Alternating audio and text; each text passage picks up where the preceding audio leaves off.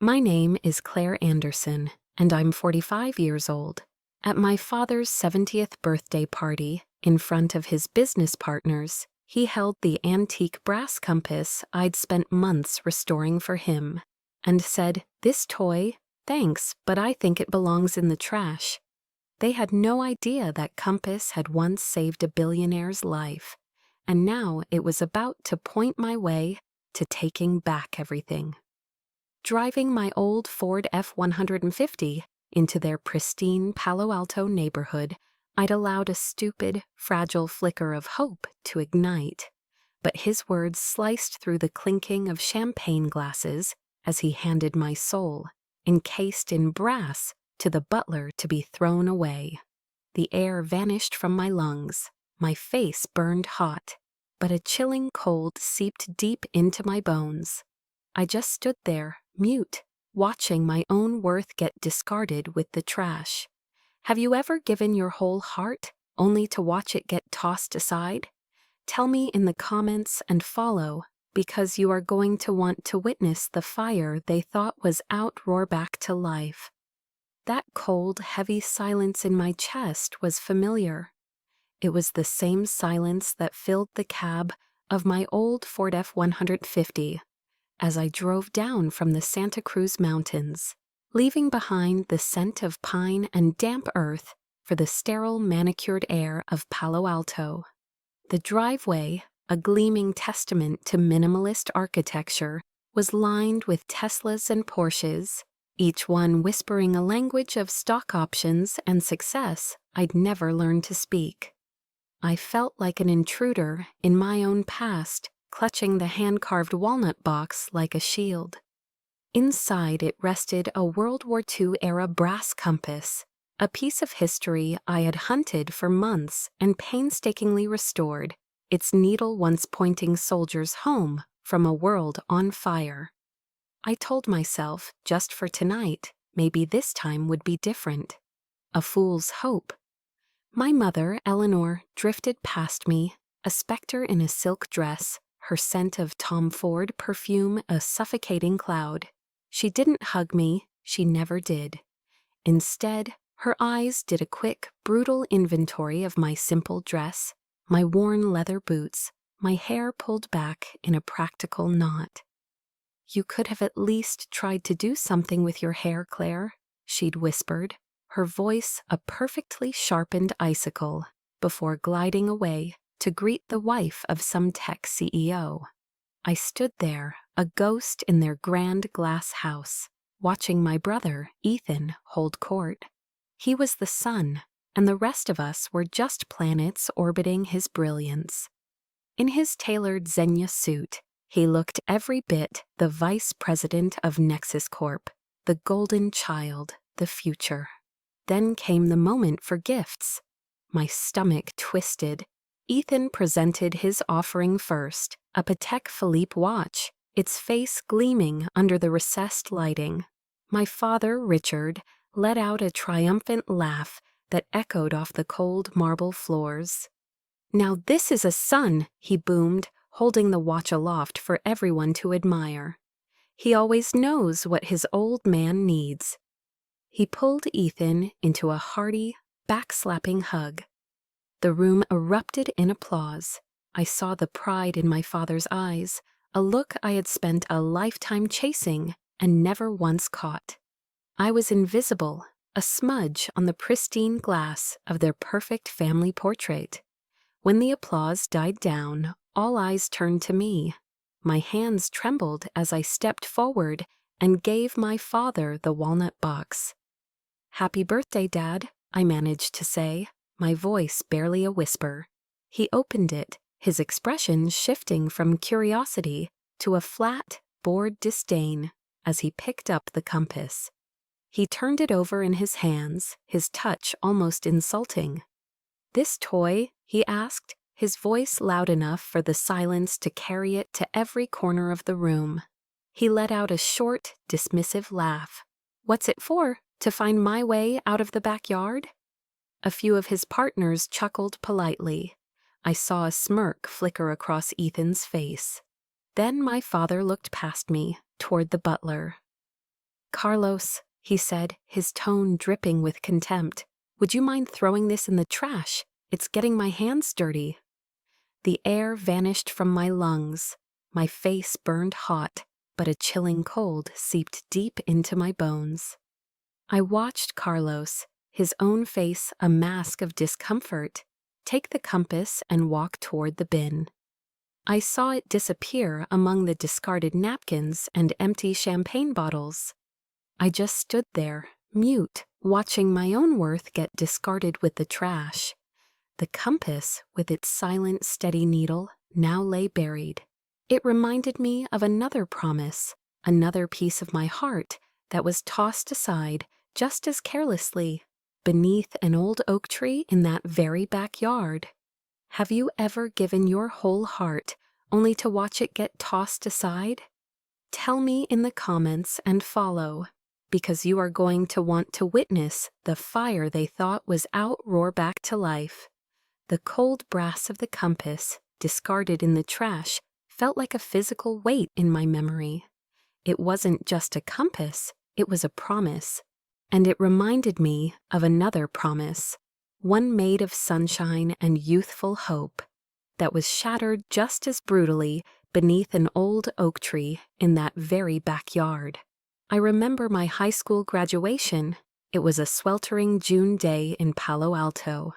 I was the valedictorian, the one chosen to give the speech, the girl with a string of academic awards that barely fit on the program.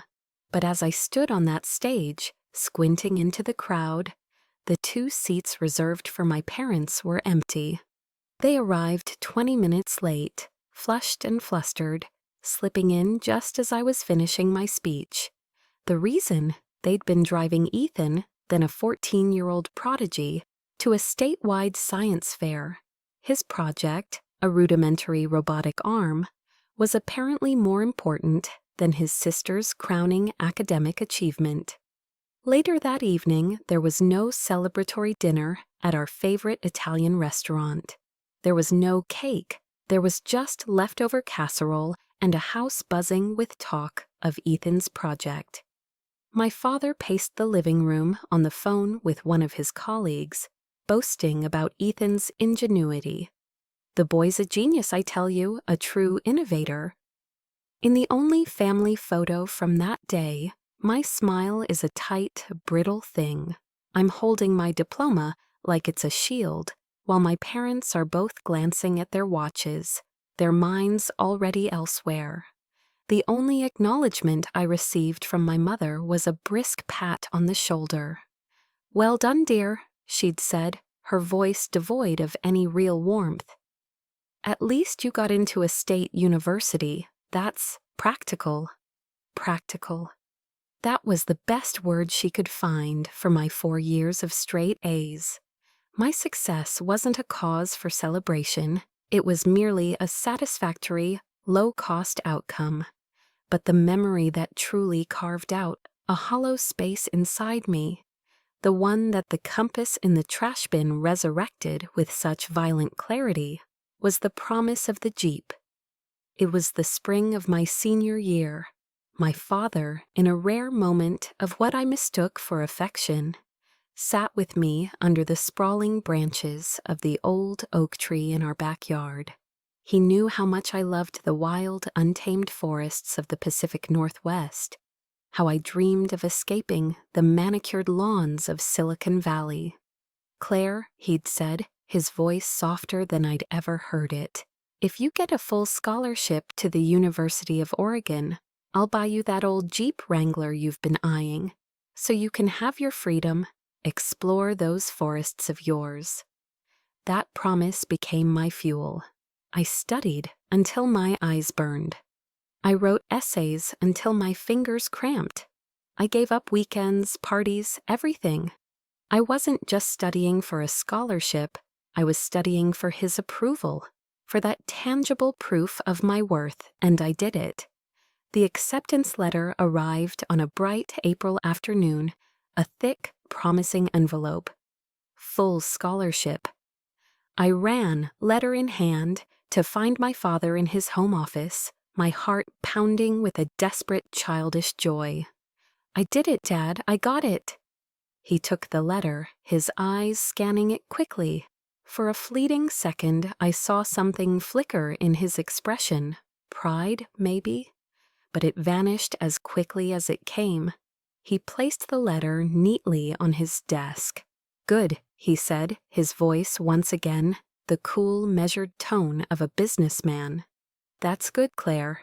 He paused, steepling his fingers.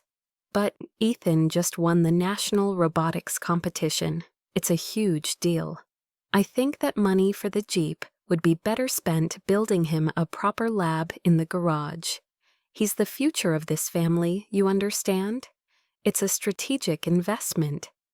He didn't even look at me when he delivered the final crushing blow. "You can take the bus, can't you?" I don't remember walking away. I just remember finding myself back under the oak tree, the rough bark pressing against my back. The world went blurry. I sat there and cried until the sun went down and the sky turned a bruised purple. I wasn't crying for a car. I was crying for the broken promise.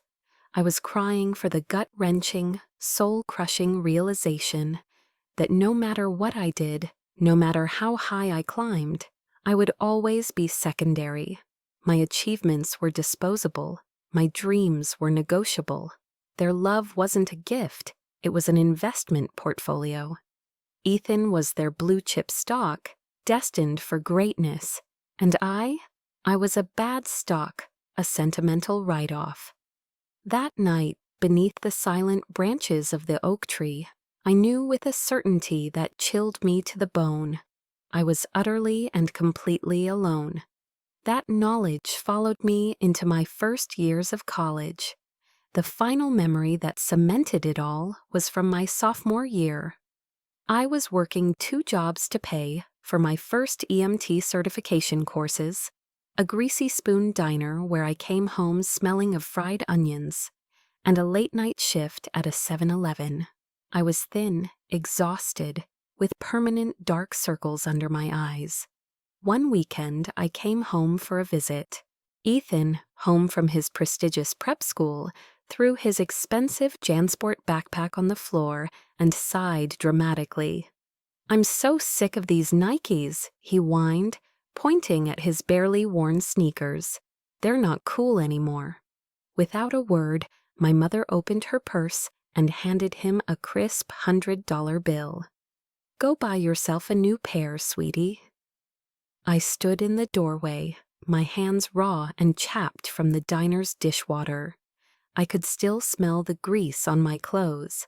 I looked at the effortless way he received what I had to bleed for. The injustice of it all, the sheer, unadulterated unfairness, rose in my throat like bile.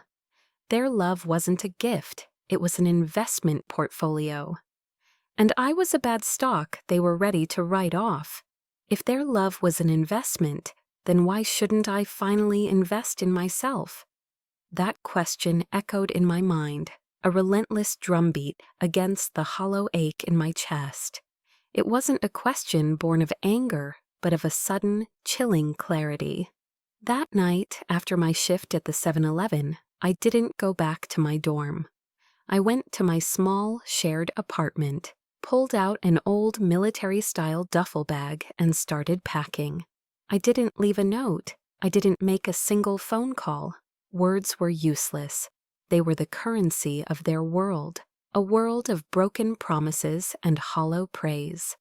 My world would be built on action.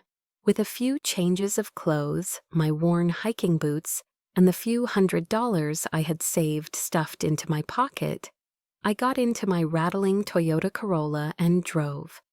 I drove north for 10 straight hours, fueled by black coffee and a fierce, desperate need to disappear. I drove until the perfectly symmetrical suburbs of Silicon Valley melted away into the rugged, pine-scented wilderness of Oregon. I was driving toward the forests that had always called to me, the only place I ever felt truly small, in a way that was comforting, not belittling.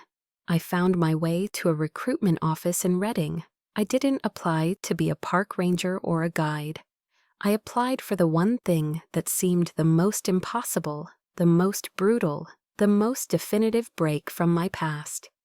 I applied to become a smoke jumper, one of the most elite, physically demanding, and dangerous firefighting jobs in the world.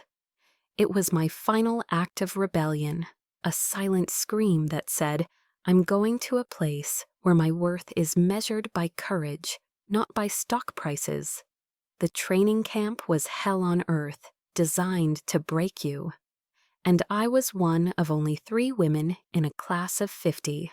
The men, with their hardened, cynical eyes, looked at me and saw a joke. They saw my uncalloused hands, my slender frame, and my college background, and they nicknamed me Princess Palo Alto. The instructors ran us until we puked. We had to carry a 110-pound pack of gear up and down mountainsides, the straps digging into our shoulders until they were raw. We learned to read the wind, to anticipate the fire's hunger, to pack a parachute that our lives would depend on. Every morning, my body screamed in protest. Every muscle ached with a deep, relentless pain. There were nights I'd collapse onto my bunk, too tired to even take off my boots, my mind a numb fog of exhaustion. But I gritted my teeth and endured. Every drop of sweat that stung my eyes, every gash from a rogue branch, every time I pushed myself past the point of collapse was a silent affirmation. I am not weak. I am not a toy. I am not disposable. I'll never forget my first jump. The roar of the airplane's engine, the sharp smell of fuel, the lurch in my stomach as the jump master yelled, "Go!" below me was not earth, but a churning, roaring sea of fire. For a terrifying second, falling through the sky, I thought of my father's dismissive laugh. Then my boots hit the ground with a solid thud. I was surrounded by the deafening roar of a crown fire. The heat so intense it felt like a physical blow, the air thick with the acrid smell of burning pine. And in that moment I felt no fear. For the first time in my life, I felt like I belonged. This was a world of brutal honesty.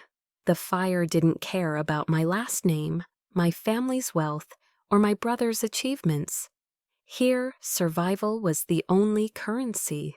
Here, you were judged by your actions, by your grit, by your willingness to walk toward the flames while others ran away. I had finally found my home. For 10 years, that sky, thick with smoke and ash, was my cathedral. The roar of the fire was my hymn. And then came the Eagle Creek fire. It was a monster, a firestorm that moved with unnatural speed, devouring ancient forests in its path. Our unit was dropped into a canyon, tasked with creating a firebreak to protect a small, isolated community. But the wind shifted. In an instant, we were trapped. A giant Douglas fir, weakened by the flames, began to fall, its groan a death rattle. I saw it tilting toward a rookie, a kid no older than 20, his eyes wide with terror. I didn't think, I just moved. I shoved him out of the way, a violent, desperate push. I felt a searing white-hot pain as a massive, burning limb crashed down across my back and left arm. The pain was blinding, a clean, sharp agony that threatened to swallow me whole. My gear was on fire, but through the haze I could hear the rookie calling my name. I wasn't done. Then I saw him. Through the swirling smoke and embers, I saw a man, his leg pinned beneath a collapsed ranger outpost. The roof was about to go. Everyone was retreating. The order had been given to pull back. But I couldn't leave him. My training, my instincts, everything screamed at me to run. But a deeper voice, the voice I'd forged in this very fire, refused. Ignoring the fire consuming my own gear and the screams of my own body, I scrambled over the debris. The heat was blistering. the air a poison. I reached him, shielded his body with my own, as burning shingles rained down, and I pulled. I pulled with a strength I didn't know I possessed, a raw primal force born of sheer will. We broke free just as the entire structure imploded behind us, a final furious roar. I dragged him to the edge of the clearing and collapsed. The last thing I remember was the face of the man I'd saved, looking down at me, his mouth moving but no sound coming out. Those scars, the ones that snake across my back and arm, they never fully healed. They are a raised, jagged map of that day. They were a price I paid willingly. But as I traced their lines in the quiet of my small apartment years later, a question still echoed. Does a sacrifice no one sees still have value? Does a sacrifice no one sees still have value? That question became a quiet, constant companion in the years after I left the smoke jumpers. I never spoke of my past. I moved to Santa Cruz, a coastal town where people valued authenticity over assets, and I poured what was left of my spirit into founding the Phoenix Initiative, a small nonprofit for at-risk teens. I taught them wilderness survival, not as a fun camping trip, but as a way to find their own resilience. Most days the quiet work was enough, but sometimes in the dead of night, the question would return, a ghost in the salt-laced air. The answer came on a foggy Tuesday afternoon. I was giving a free fire safety workshop at the local community library. The turnout was sparse, a few worried-looking parents, a handful of curious seniors, maybe a dozen people in total. I went through the motions, demonstrating how to use a fire extinguisher, explaining the importance of an escape plan. After the Q&A, as people began to drift away, one man remained. He was dressed simply in jeans and a dark, unassuming jacket, but he carried himself with an air of quiet authority. He waited patiently until everyone else had left, then approached me, his eyes a piercing shade of gray, holding a profound, unsettling reverence. "Ms. Anderson," he said, his voice soft, almost hesitant. "Claire Anderson?" I nodded, a knot of apprehension tightening in my stomach. "My name is Julian Croft," he continued, and I saw his hand tremble slightly. You won't remember me, but I will never, ever forget your voice." The name didn't register, but his eyes, there was something in their depths. "Eagle Creek," he said, his voice cracking. "The fire, you pulled me out." And just like that, the world tilted on its axis. He was the man from the collapsed ranger outpost, the face I saw in my smoke-filled nightmares. I just stared, speechless. He didn't push for a grand reunion. He simply asked, "May I buy you a cup of coffee? I have wanted to thank you for a very long time." We walked to a small, no-frills cafe overlooking the ocean, the kind with mismatched ceramic mugs and the constant, soothing sound of the waves. It wasn't the sort of place my father would ever set foot in. We sat at a small table by the window, the fog outside, a thick white blanket. I was braced for the inevitable questions, the prying into my past, but they never came. He didn't ask me why I'd left the service. He didn't ask about my family or my life before the fire. Instead, he looked at the raised silvery scars on my forearm, the ones my long sleeves usually concealed. His gaze was gentle, without a trace of pity. "Do they still hurt?" he asked. The simple, direct question disarmed me completely. I found myself telling him things I'd never told another soul. I told him about the nightmares, about the phantom smell of smoke that would wake me in a cold sweat. I told him about the survivor's guilt, the heavy, unshakable feeling for the teammates who didn't make it out that day. He just listened. He didn't interrupt, didn't offer platitudes. He just listened, his gray eyes fixed on mine. and in his silence, I felt more understood than I had in a lifetime of my family's loud, empty words. When I finished, my voice hoarse, he nodded slowly. "You carried the weight of that entire mountain out of the fire with you, Claire," he said, his voice thick with emotion. "No one on this earth has the right to judge how you chose to set it down." Then he told me something that made my head spin. He explained that his private foundation had quietly awarded me a $500,000 grant after the incident, a silent thank you. "I know you never touched it," he said with a small, knowing smile. "People like you don't do what you do for money." He leaned forward slightly, the intensity in his eyes softening. "I've been following your work here, the Phoenix Initiative." My heart sank, expecting the familiar dismissal. But what he said next changed everything.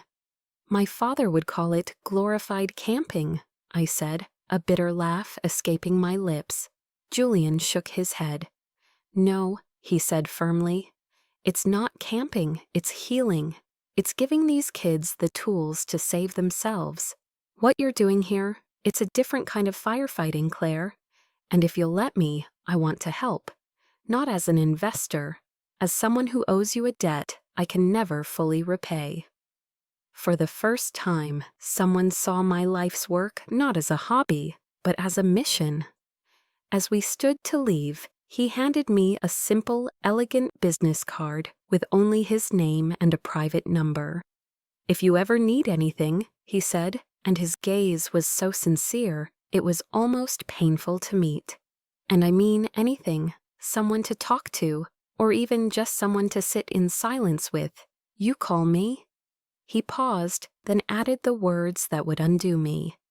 "Sometimes, Claire, the family we choose matters more than the one we're born into." That was it. The dam I had built around my heart for decades finally broke. A single hot tear escaped and traced a path down my cheek. It wasn't a tear of sorrow. It was a tear of pure, unadulterated relief. For the first time in years, I didn't feel alone. I felt seen.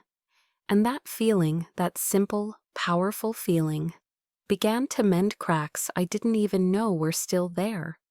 That feeling of being seen, of being valued, was a fragile warmth I hadn't realized I was starving for.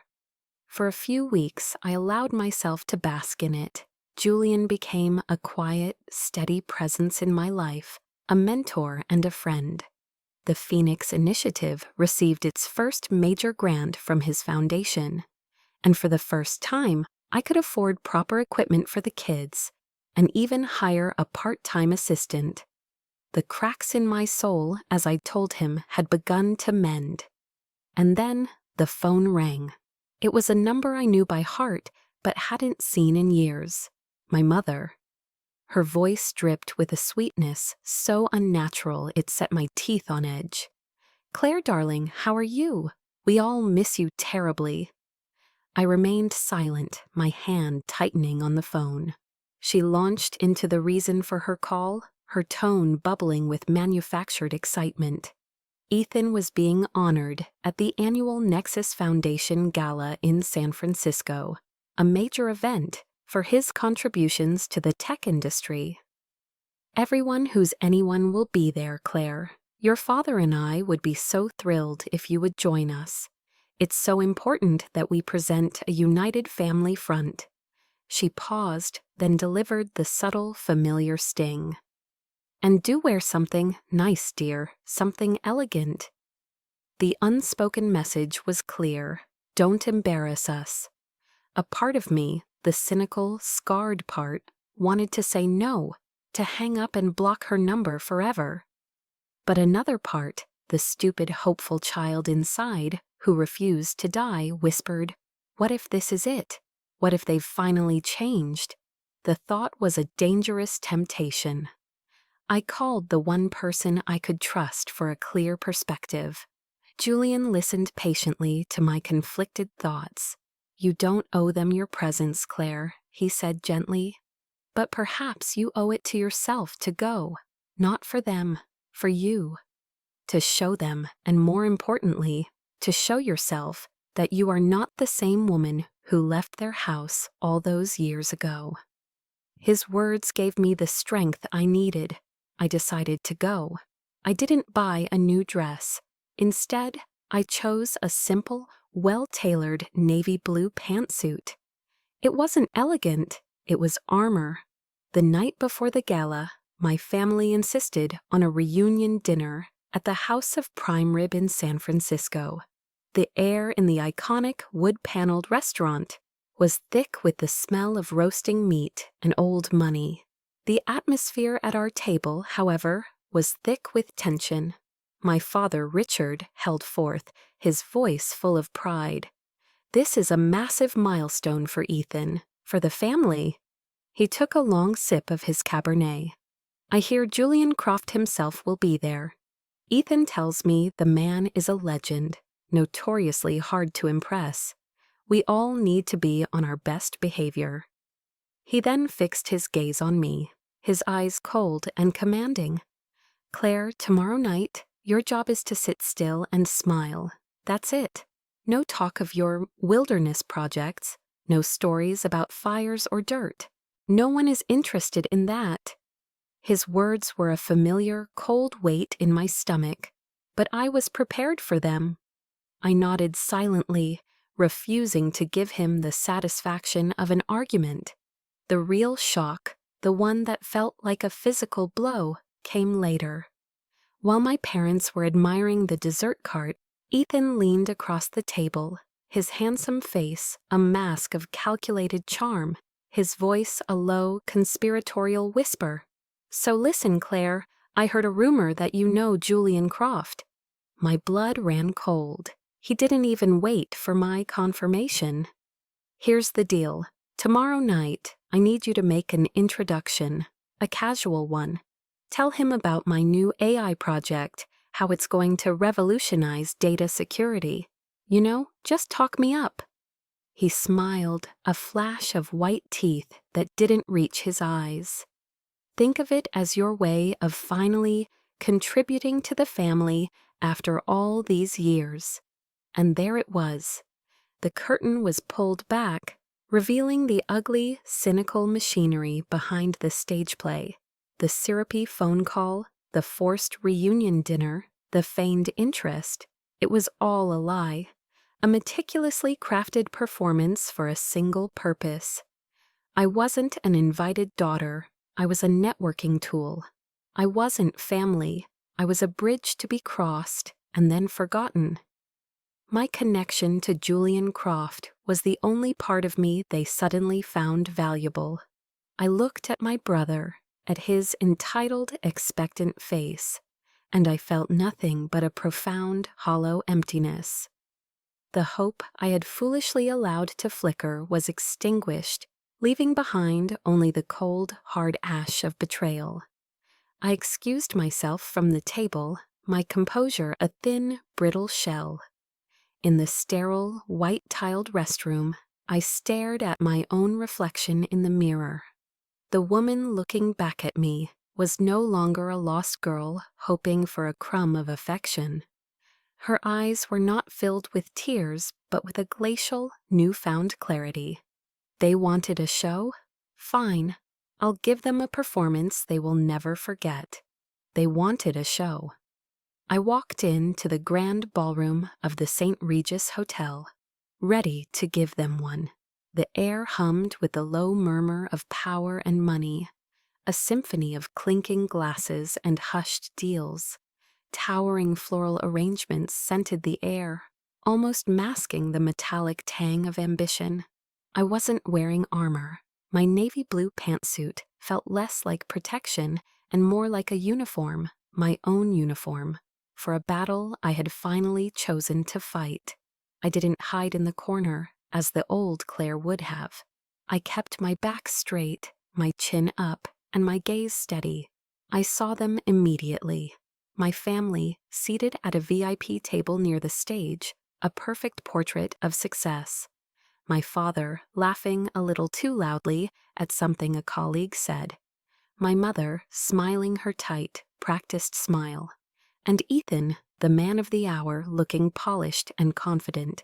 He caught my eye and gave a subtle, impatient jerk of his head, a silent command for me to come over. I met his gaze for a barest second, then deliberately turned my back on him and walked toward the bar. A small act of rebellion, but it felt like a seismic shift inside me. I ordered a club soda with lime, the cold glass a steadying presence in my hand. You look like a woman with a purpose, Claire. The voice was calm and familiar. I turned to see Julian Croft standing beside me, a warm, genuine smile on his face. He wasn't wearing a tuxedo like the other titans of industry, just a beautifully cut dark suit. "I'm so glad you came," he said. "It means a great deal to me." Our conversation was easy, flowing from my work with the teens to his latest philanthropic project. But I was acutely aware of the eyes on us.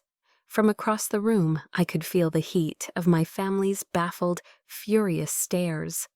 Ethan's confident facade was cracking. I saw him start to move toward us, a nervous energy in his step. He approached our small circle, a fake smile plastered on his face. "Mr. Croft, a pleasure. I'm Ethan Anderson."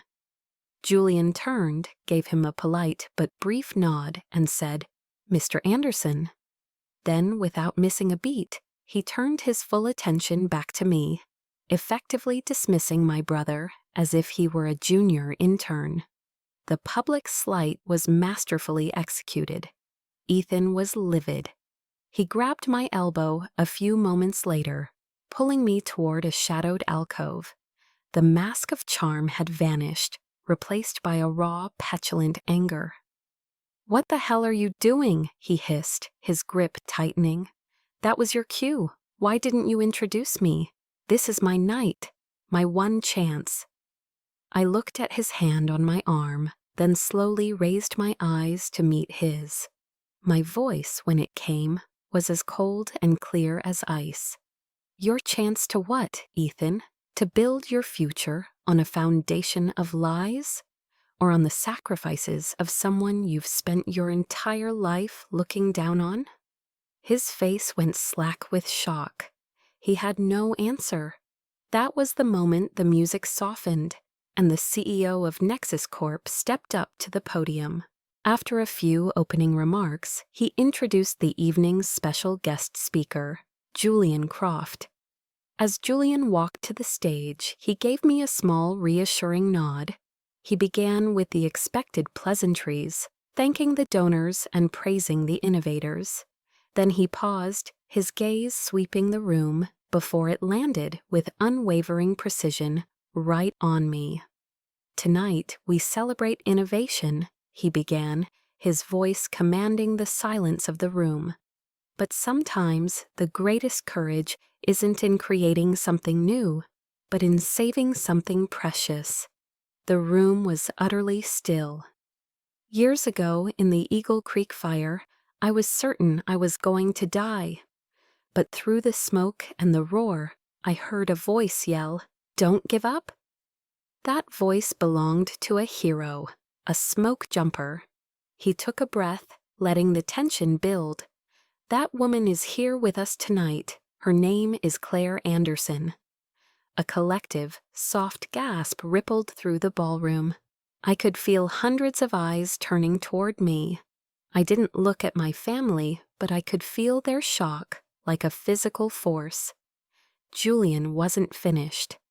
For that act of incredible bravery, Claire was awarded the Presidential Medal of Valor, and from my own foundation, a private grant of $500,000. He raised his glass. "Please join me in a toast to a true American hero." The applause was thunderous. I saw the flash of cameras.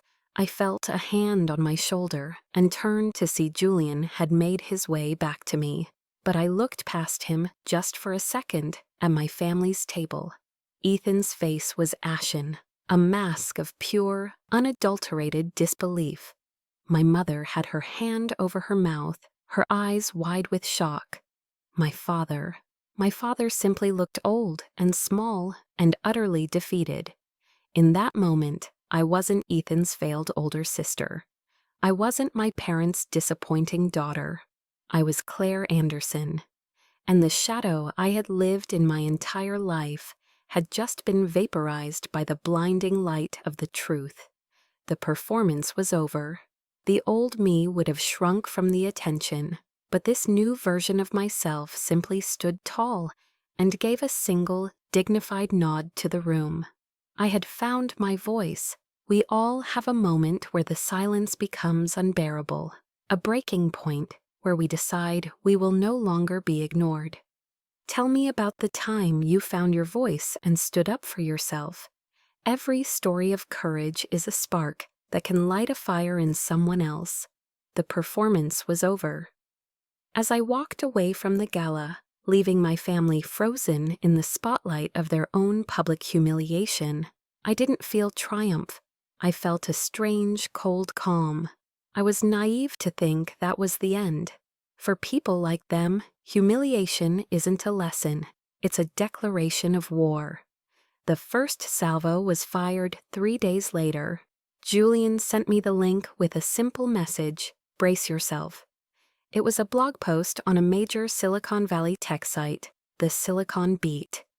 The headline felt like a punch to the gut. Hero or hypocrite? My sister, the Eagle Creek ghost, sits on $500,000 while her brother struggles. The article was written anonymously, from the perspective of a heartbroken younger brother. It was a masterpiece of manipulation. It painted me as a cold, selfish hoarder of wealth, a woman who callously refused to help her brilliant, struggling brother achieve his world-changing dream. It twisted my quiet life in Santa Cruz into a sign of indolence. My work with at-risk teens, a quaint, meaningless hobby. And then came the lines that made my blood run cold.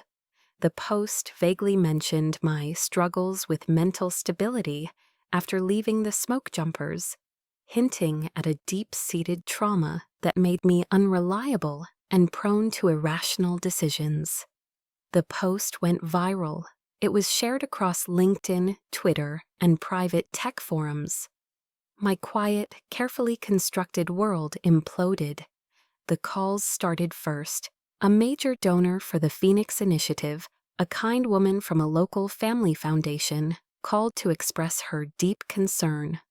Her tone was polite, but the message was clear. Our funding was on hold. Then came the emails from parents, worried about the negative influence on their children. 3 teens were pulled from my program within 24 hours. A reporter from a sleazy tabloid started camping out in a car across the street from my small apartment, his long-lensed camera a constant predatory eye. The anonymous comments online were a torrent of venom. Gold digger, cold-hearted bitch, fake hero. Each word was a digital stone, and I felt like I was being stoned to death in a public square. I stopped answering my phone. I stopped checking my email. I felt the walls of my own home closing in on me. The deepest cut, the one that severed the last, thinnest thread of hope I had for my family, came from my mother. She called, and foolishly I answered. There was no sympathy in her voice, only a cold, sharp fury. "Are you happy now, Claire?" she began, her voice trembling with rage. "Look what you've done. You've ruined this family with your arrogance. Because of you, Ethan is being scrutinized. His reputation is in tatters. Do you have any idea the kind of pressure he's under? But you wouldn't know. You only ever think about yourself." I was speechless, the sheer audacity of her blame, stealing the air from my lungs. But she wasn't done. "I told him you weren't well," she spat, her voice dropping to a conspiratorial whisper that was more terrifying than her yelling. "I told him about your panic attacks, about the nightmares. The nights I had to talk you down over the phone. I told him because he was worried. He was just trying to protect his investors from your instability. I dropped the phone. The clatter of it hitting the floor barely registered. My own mother, the one person I had confided in during my darkest moments, the person who had heard my choked sobs and my fears of the smoke that still haunted my dreams. She had taken my vulnerability, my pain, and handed it to my brother as a weapon. It was the ultimate betrayal, a betrayal so profound it felt like a part of my soul had been surgically removed without anesthesia. The final straw came that Friday night. I came home late from a long, draining day of damage control to find my front window shattered. Glass crunched under my boots, my heart hammered against my ribs as I cautiously stepped inside. My small living room was a mess, drawers pulled out, papers scattered. But they hadn't taken my TV or the little cash I kept in a jar. They had gone straight for one thing. My laptop, the one containing all the files for the Phoenix Initiative, donor lists, program schedules, the kids' progress reports, was lying on the floor, its screen a spiderweb of cracks. And resting on top of the shattered screen was a single piece of paper, a note printed in stark block letters. Those who don't share lose everything. It wasn't a robbery, it was a threat, a clear, calculated message. The initial shock gave way to a fear so cold and primal it reminded me of being trapped in the canyon fire. But this time, the fire wasn't coming from the trees. It was coming from my own blood.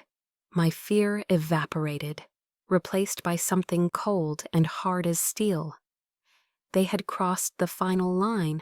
They hadn't just attacked me, they had attacked the kids, the one pure thing I had built from the ashes of my old life. I picked up my phone, my hand no longer shaking, and dialed the only number I knew I could trust. When he answered, my voice was steady. "Julian," I said, "I need your help. It's time to fight back." "Julian," I said, my voice steady, "I need your help. It's time to fight back." There was a pause on the other end of the line, then his voice, calm and cold as steel. "I'll be there in 2 hours." He didn't come alone. The next morning, I wasn't sitting in a cozy cafe. I was in a sterile, soundproof conference room in a downtown San Francisco high-rise. Julian sat across from me, and on either side of him were the people he called his team. There was a man named Marcus, a former FBI agent turned private investigator with eyes that missed nothing, and a woman named Anya, a digital forensics expert, whose fingers flew across her keyboard with terrifying speed. Leading them was a sharp, impeccably dressed woman in her late 40s named Evelyn Miller, one of the most feared corporate litigators in the state. This was not a support group. This was a war council. Julian looked at me, his expression grim. "They declared war on one of my own, Claire," he said, his voice low and intense, "and we are going to finish it." The anger that had been simmering inside me was replaced by a cold, focused calm. For the next few days, I watched them work. It was a masterclass in controlled demolition. Anya, the forensics expert, was the first to strike. With a few keystrokes and a warrant, she bypassed Nexus Corp's firewalls. "Got it," she said quietly after a few hours of intense typing. The IP address of the anonymous blog post on the Silicon Beat was traced directly to a desktop computer in Ethan's corner office. But that was just the beginning. She began pulling data from the servers, recovering deleted emails, and archived Slack messages. The screen in the conference room lit up with my brother's digital trail of deceit. There were emails to a handful of tech bloggers, complete with wire transfer receipts. He hadn't just written the post, He had paid to have it amplified, a coordinated smear campaign. While Anya dismantled his digital life, Marcus, the PI, worked in the physical world. He was discreet, a ghost who gathered whispers and facts. He spoke to former Nexus employees, disillusioned investors, and even the caterers from the gala. A darker picture began to emerge. The struggling startup Ethan claimed to be running didn't exist. It was a shell corporation. Marcus uncovered a series of falsified invoices from this shell company to Nexus Corp, approved by Ethan himself. My brother wasn't just in financial trouble, he was actively embezzling money from his own company. The hundreds of thousands he'd stolen weren't for a revolutionary new app.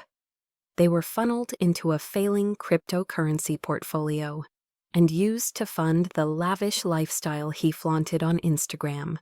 The luxury car leases, the weekend trips to Vegas, the designer clothes. He wasn't just a liar, he was a common thief hiding behind a veneer of Silicon Valley genius. The final piece of the puzzle slotted into place on the third day. Marcus's investigation led him to a low-level security contractor Ethan had hired for personal protection. The contractor, when faced with evidence of his own unrelated tax issues, quickly confessed. He was the one who broke into my apartment. He described how Ethan had given him a key, told him exactly which laptop to destroy, and even dictated the threatening note to leave on the screen. It was all there.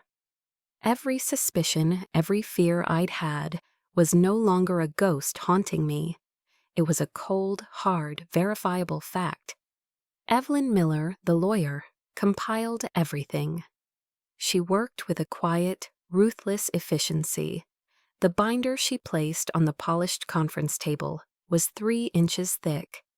It contained bank statements with highlighted fraudulent transfers, transcripts of recorded calls with investors Ethan had defrauded, sworn affidavits from former employees, and crystal-clear stills from the security camera in my apartment hallway, showing Ethan letting the contractor into the building on the night of the break-in. I stared at the binder, at the mountain of evidence that proved I wasn't crazy, that my pain was real. But I didn't feel the triumphant rush of vindication I had expected. Instead, a profound sadness washed over me. This wasn't just about my brother's crimes. It was about the hollowness of the world that had created him, a world that praised ambition over integrity and image over substance.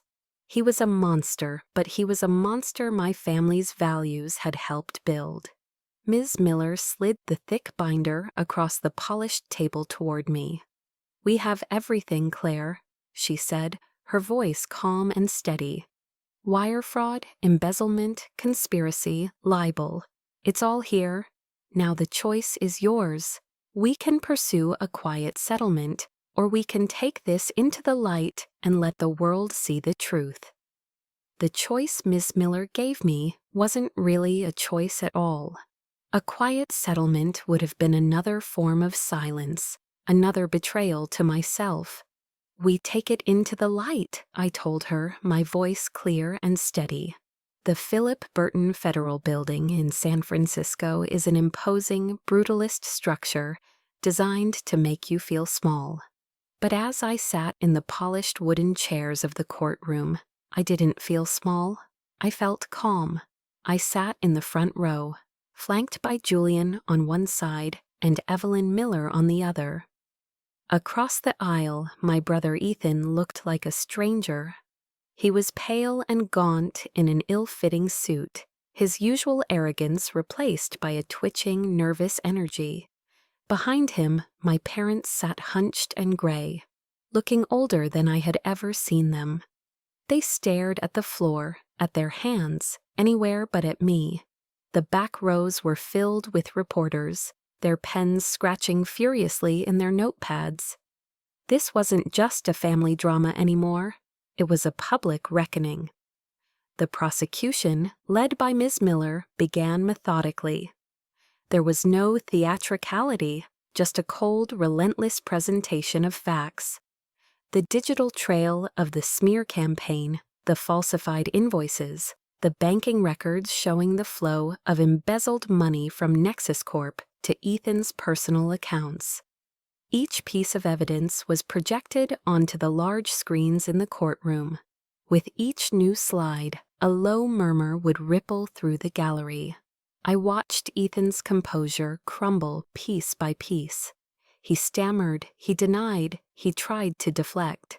But for every lie he told, Miss Miller had a document, a recording, or a witness to refute it. His empire of deceit, built over years, was being dismantled in a matter of hours. The most difficult part of the day was when my mother was called to the stand. I watched Eleanor, the woman who had taught me how to read, walk slowly toward the witness box. At first, she tried to defend him. Her voice was weak but defiant. He was under pressure, she said. The tech world was a cutthroat place. He made a mistake. She portrayed him as a victim of his own ambition. Miss Miller listened patiently, her expression unreadable. Then she approached the witness stand and placed a document on the evidence monitor. It was a printout of a text message exchange between Eleanor and Ethan, dated the day after the gala. "He is unstable," my mother had written. "You need to be careful. She has had panic attacks for years. Sometimes she can't sleep for days. Use this. It will make people understand." The courtroom was silent. My mother stared at the screen, her face ashen. Her carefully constructed defense had evaporated. "Mrs. Anderson," Miss Miller's voice was quiet, but cut through the silence like a scalpel. "Did you provide your son with private medical information about your daughter to be used in a public smear campaign?" Eleanor looked up, her eyes swimming with tears, and for the first time that day, she looked at me. It wasn't a look of remorse. It was a look of accusation. "I just wanted to protect my son," she whispered, her voice breaking into a sob. "He's our future." The words hung in the air, a final damning confirmation of a lifetime of truths I had tried to ignore. She wasn't just choosing him over me, she was sacrificing me for him. When the time came for the sentencing, the judge turned to me. "Ms. Anderson, do you wish to make a victim impact statement?" I felt Julian's hand gently squeeze my shoulder. I stood up, my legs steady beneath me. I didn't look at the judge. I didn't look at Ethan. I looked directly at my parents. "Your Honor," I began, my voice echoing in the silent room. "I spent my entire life waiting for an apology, for a sign that I was seen, that I mattered." I saw my father flinch, my mother bow her head lower. I waited for it after every school play I was in and they weren't. I waited for it after every promise that was broken. I waited for it after my body was broken, fighting fires while they never once called. But I realize today I don't need an apology, because an apology can't undo a lifetime of being told you are second best. I took a deep breath, the words flowing from a place of deep, settled clarity. My silence allowed this to happen. My silence in the face of constant comparison. My silence in the face of manipulation. My silence in the face of being treated like a ghost in my own family. My silence was the oxygen that fed this toxicity. But that silence ends today. I turned to the judge. I am not asking for revenge. I am asking for justice. And more than that, I am asking for peace. My peace. Finally, I let my gaze fall upon my brother for the last time. He looked broken, a hollowed-out shell of the golden boy he once was. "Ethan," I said, and his head snapped up. "I forgive you." A gasp went through the courtroom. My mother looked up, a flicker of hope in her tear-filled eyes. I let the words hang in the air for a moment, before I delivered the final liberating truth. I forgive you, not because you deserve it, but because I deserve to be free from the weight of hating you. The gavel fell. Justice was served. But as I walked out of the cold courthouse into the weak afternoon sun, there was no elation, no victory lap, just a profound, hollow emptiness where a family used to be.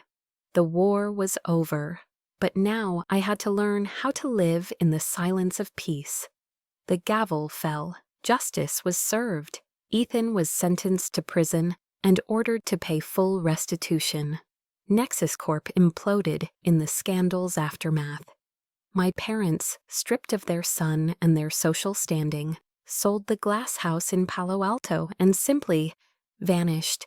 I never spoke to them again. But as I walked out of the cold courthouse into the weak afternoon sun, there was no elation, no victory lap, just a profound, hollow emptiness where a family used to be. The war was over, but now I had to learn how to live in the silence of peace. That silence was deafening at first, but slowly I began to fill it. Not with noise, but with purpose, with Julian's quiet, unwavering support, and the influx of new, passionate donors who believed in our mission. The Phoenix Initiative was reborn. We bought a large tract of land nestled in the Santa Cruz Mountains, a place of towering redwoods and the distant sound of the ocean. We built new cabins, a proper training facility, and a communal lodge. The work was hard, the days were long, but it was a good kind of tired. I found a new, quiet joy in watching a troubled teenager learn to tie a life-saving knot, or seeing the flicker of self-confidence in the eyes of a girl who'd been told she was worthless. I was teaching them how to survive in the wild, but what we were all really learning was how to survive ourselves. We were building a new kind of family, one bound not by blood, but by shared scars and a stubborn refusal to stay broken. One cool evening, about a year after the trial, Julian and I sat by a large, crackling campfire at the center's new grounds. The stars were brilliant in the clear mountain sky. We sat in comfortable silence for a long time, just watching the flames dance. He didn't offer any grand, philosophical words about forgiveness or moving on. Instead, he picked up a small, smooth piece of driftwood from the pile beside him and handed it to me, along with a pocket knife. "Write their names," he said softly. "Write down the things that hurt you." I looked at him, confused. "And then," he continued, his gaze fixed on the fire, "you throw it in, not to forget, not to erase, but to transform that energy. Let the fire turn it into light and warmth." My hand trembled slightly as I took the wood. I carefully carved the names that had been etched onto my soul for decades: Richard, Eleanor, Ethan. I held the piece of wood in my hand, feeling its weight. It was the weight of a broken promise, of 1,000 cutting remarks, of a lifetime of feeling invisible. It was so heavy. I took a deep, steadying breath and tossed it into the heart of the fire. The flames leaped up, consuming the wood in a brilliant flash of orange and gold, and I watched it burn until it was nothing but glowing, weightless embers rising into the night sky. I didn't cry. For the first time, I felt a lightness in my chest, a quiet, profound release. The story ends, or perhaps it begins, on a foggy morning on the California coast.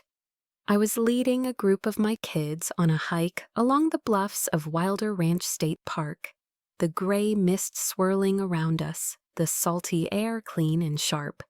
One of the newer girls, a tough 14-year-old named Maya, who hid her own deep wounds behind a cynical attitude, walked beside me.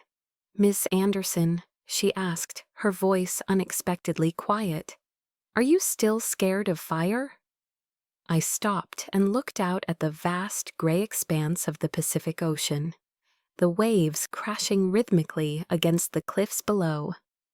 I thought of the roaring inferno of Eagle Creek, the cleansing fire in the hearth at the lodge, and the small transformative flame from the campfire. I smiled.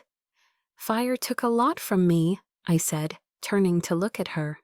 "But it also forged me. Fear never really goes away, Maya. It's a part of respect. But courage is the choice we make every single day, in spite of the fear." I put my arm around her shoulder, and we continued walking down the path. "The greatest legacy we can leave behind isn't what we build," I told her, my voice as steady as the horizon. "It's how we rise after we've been burned to the ground." If this story moved you, I'd love to hear your thoughts. If you could go back and tell your younger self, the one hurting in silence, one thing, what would it be? Share your wisdom below. Your words might be the lighthouse for someone lost in the fog. My story with that particular fire has ended, but the journey of healing is a continuous one for all of us. Thank you for walking this path with me, for listening, and for sharing your own strength in the comments. Your stories have been a beacon for me, just as I hope mine has been for you. If you found a piece of your own story here, please consider liking and subscribing. My name is Claire, and together we will continue to explore how we rise from the ashes. You are not alone.